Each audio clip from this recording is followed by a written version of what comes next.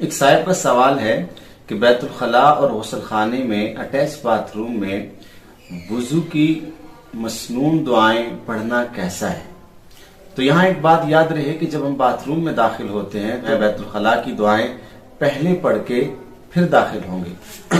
تاہم اگر کوئی آدمی غسل خانے میں غسل کرنے سے پہلے دعا پڑھتا ہے، چونکہ وضو کرنا ہوتا ہے، وضو کی دعائیں پڑھتا ہے، تو اہل علم نے قرآن و سنت کی روشنی میں لکھا ہے کہ 3 حالتوں میں دعاؤں سے گریز کرنا چاہیے، دعائیں پڑھنے سے اجتناب کرنا چاہیے اور احتیاط کرنا چاہیے۔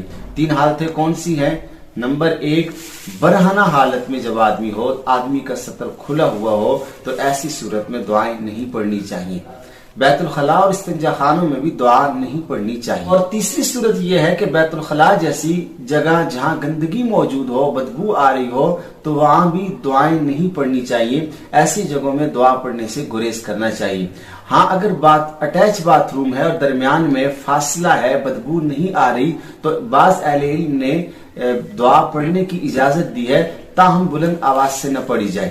ایسے مواقع پر اگر دل میں کوئی دعا پڑھ لے تو گنجائش تو ہوگی، لیکن زبان سے کلمات، مقدس کلمات ان مقامات پر ادا نہ کرے۔